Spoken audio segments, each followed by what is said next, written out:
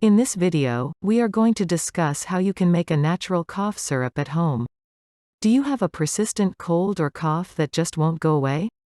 Is your nose clogged to the point that you can't breathe properly and your voice sounds like a croaked frog?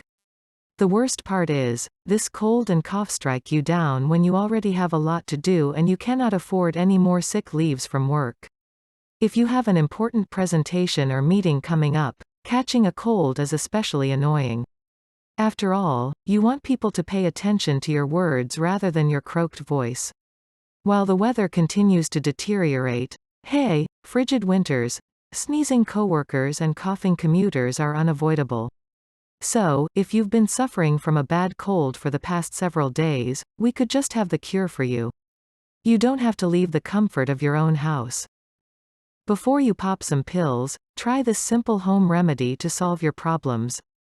This cure is not only simple to prepare, but it will also help you calm your throat naturally.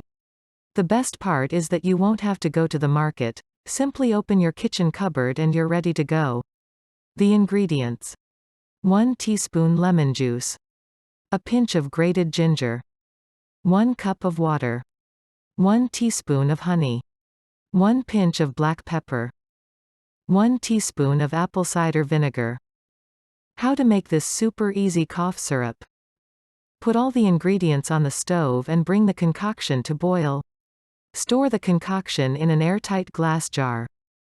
The benefits of the syrup. While black pepper helps in fighting infection, raw honey helps in soothing the cough. On top of it, ginger helps in getting rid of the toxins in your body. The best way to have this syrup is to gulp it down your throat and follow it by a cup of water. You should always ensure that all the ingredients mentioned above suit you and are allergy tested.